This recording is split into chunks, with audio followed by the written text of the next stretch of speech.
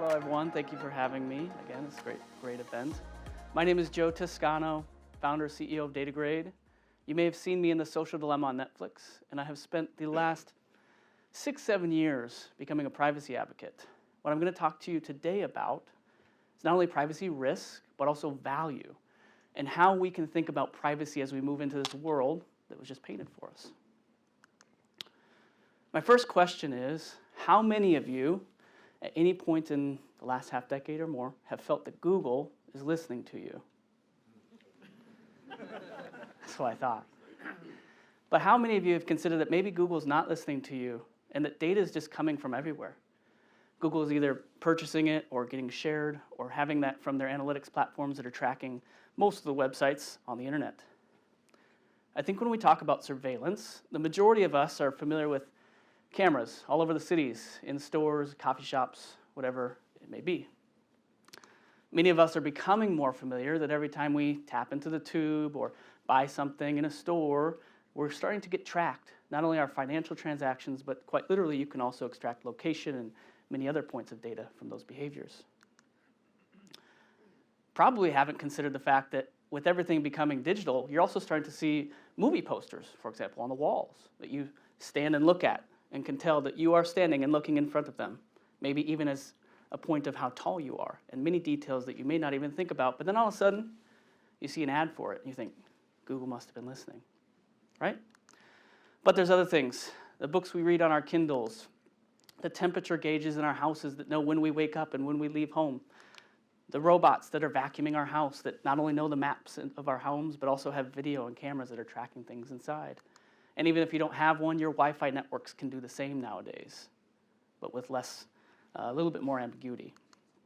So perhaps it's not just Google tracking us. Perhaps the internet is tracking us, and it is pervasive in our lives to the point where it is the oxygen that we breathe, and we don't even notice it anymore. And then that's getting fed back to these big companies, and consider that as maybe the concern you should be looking at. Now, I brought up Google because I used to be a consultant to Google. I spent the last, like I said, 6-7 years talking about privacy issues and how these have come out of Silicon Valley at large, not just Google. Something I want you to look at real quickly, though, I'm going to pull up another company that my company Datagrade has analyzed. This is the California Department of Motor Vehicles. This is where we get our licenses and certificate titles. They share data with a lot of companies, and you wouldn't think that they would. This is a government agency you trust to keep things secure. You hope that they will not share the data, but it was found recently that the DMV has made more than $50 million a year selling our personal data, right? California, they're tech, that's what they do.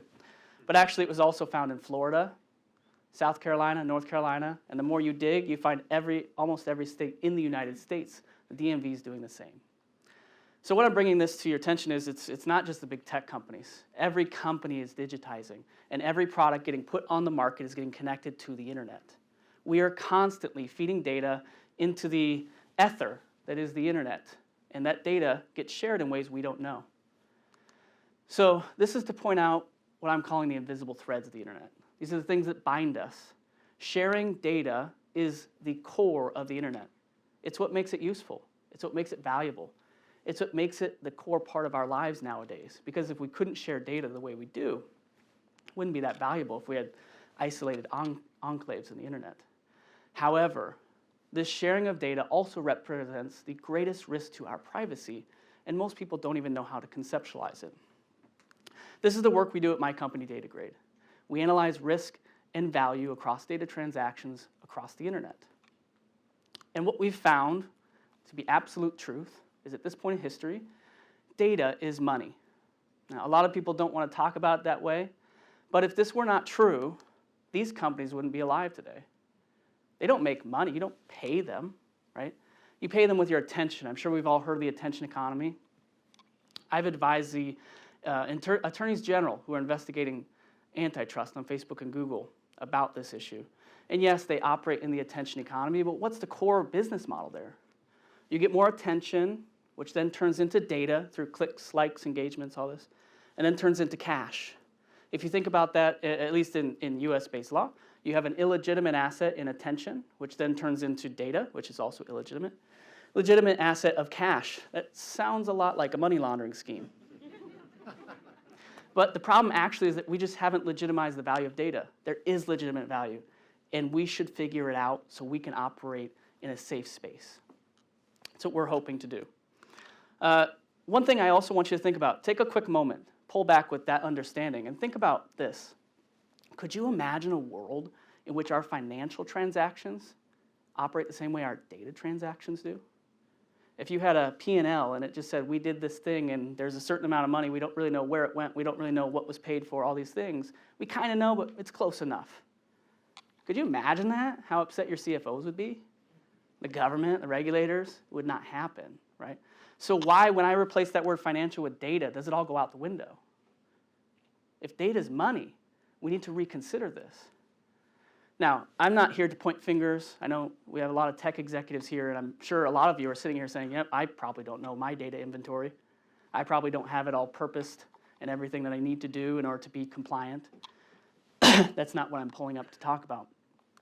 What I'm here to say is this is a problem across the globe. What we're trying to do is clean up an oil spill in the ocean. This is a question that senators in the United States asked Facebook last year. What information do you store about us, and where is it? To which the director of engineering at Facebook said, I don't think there's a single person who could tell you that. And if we could, it would require a team effort. So let's see, what did he say there? He said, 1, we don't know what's going on. Number 2, we could, if we had the right amount of money and incentive to do so. Right? So let me take a moment to walk you through what maybe some of those incentives could be. Number 1, there's the financial impact. Now, I hate talking about it as a compliance issue, so I'm just going to skim over this, but it's something you need to consider. Okay? This data is from enforcementtracker.com. They're focused on European Union, GDPR enforcement. You see that tiny little dot down there? That's the amount, that's the volume, a visible volume. The amount of fines that happened in Europe in 2018 when the GDPR went live. Right? It was a very clear sign that regulators did not know what they're looking at. They didn't know how to enforce it. They're learning a bunch. That bigger number up here, 3 million-ish, that's as of 2022. So in 5 years' time, or 4 years' time, sorry, we went from 500,000 to nearly 3 billion. That's a big change. People are scared. The regulators need to protect them. That's their job. And on top of that, they've also realized it's a great way to make money for the government. There's a big incentive for them to figure this out, to protect people, and also fund their operations. It's going to grow fast, so just keep that in mind. There's also a reputational impact to your company if you do not protect people's privacy. I'm going to bring up an example. I'm sure all of you in this room have heard of Cambridge Analytica. And when it was in the news half a decade ago, Cambridge Analytica was spoken about as if it was a hack. Right? There's literally a documentary on Netflix called The Great Hack, and I know people who were involved in that. And you know what? The truth is, there was no hack. It was not a hack. It was a privacy breach. What happened? Alexander Kogan, researcher associated with Cambridge University, had built a quiz that he put out on Facebook and legally acquired data of those users and their friends. Now, the problem here was not a breach. It was a privacy terms of service engagement through Facebook that caused this problem. Because he got access to the users, at the time he also got access to the users' friends' data. That was all legal though. There was no hack. He analyzed it, did his work, and then illegally sold it to Cambridge Analytica, who then used it in a way that many people found distasteful, but was also legal, right? There were no security breaches. These were breaches of privacy that led to a reputational harm to Facebook that they're still trying to dig out of today. In fact, they changed their name to Meta to try to hide from us, right? So I know a lot of you probably, if you're in the privacy world, or even if you're not, you're all Europeans, you have privacy in mind much more than we do as Americans. You're probably doing some kind of assessment of your vendors. I understand that.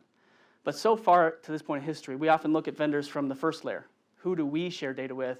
Let's put a contract in place and we're good, right?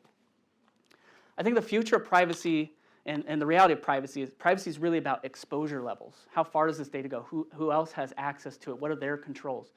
And by only analyzing the first layer, we're getting a very shallow interpretation of what risk we're taking on by disclosing or sharing that data to another organization. What we should be looking at is the layers beyond that.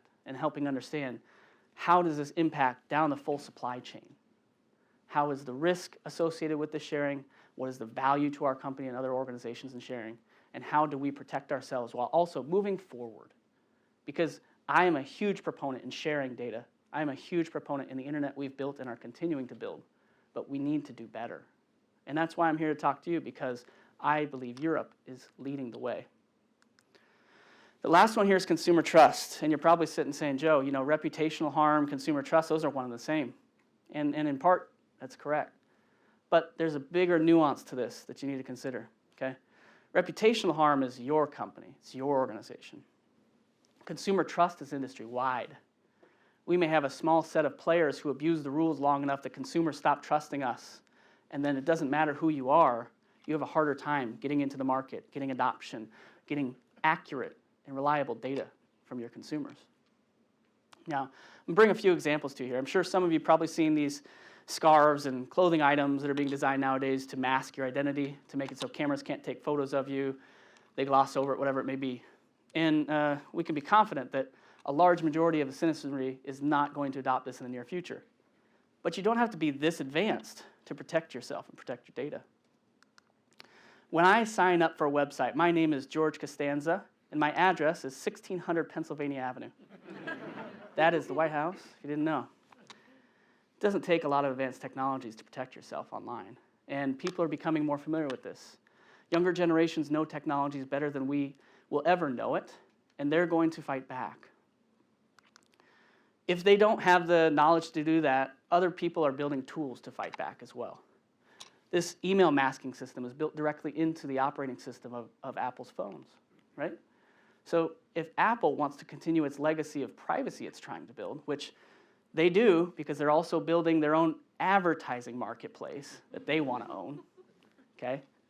They will just make more and more of this, enabling consumers to mask their data from you, and you only get it from Apple then, right?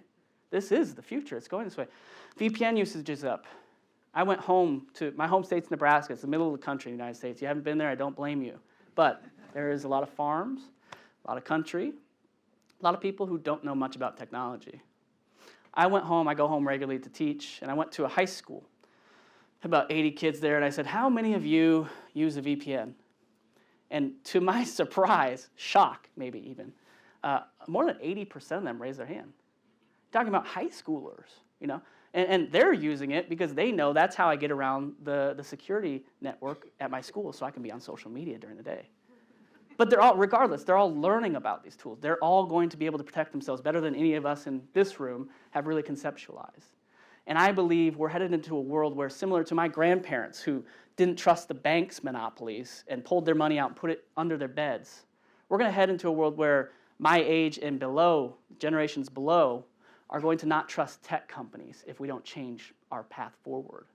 At that point, we're going to hide our data. We're going to mask it from you. We're going to do everything to protect ourselves because the tools are out there. It's not that hard. And it's going to make our lives better because privacy is not just a compliance issue. It is the fundamentals of a good democracy. So my message today is, if this happens, if we head into a world which we're already starting to see where people don't trust technology companies, we start to not get access to data, your data, if it's poisoned by people entering fake information, doing a bunch of manipulations to it, poisoning your data sets, will start to go closer and closer to zero. And at that point, your company becomes worth zero.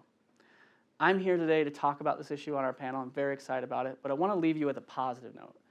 If we change this trajectory, if we begin to earn trust back and create reputable businesses that protect people's privacy in a way that they can trust, it's been shown through research you get not only more access to data, wider, but also deeper, more personal. That's the data you need to operate. You also have more organization in your company if you have your proper data inventories that are marked with proper purpose limitations and term use limitations, which allows you to then operate more efficiently because people know where your data is and what it's allowed to be used for. You don't have as much time and back and forth with legal, which is slowing us down incredibly. While Europe has a lot of laws that are very robust compared to the United States in regards to a formal comprehensive privacy bill, it's also limited innovation compared to what the United States has. And we don't want that. But let's leverage it to our advantage, not to a disadvantage. And lastly, the biggest point here, I brought it up, but we want to protect privacy because it's the core fundamentals of a good democracy. So I hope to speak to this more on the panel, and I look forward to meeting any of you afterwards who would like to talk to me more about this. Thank you.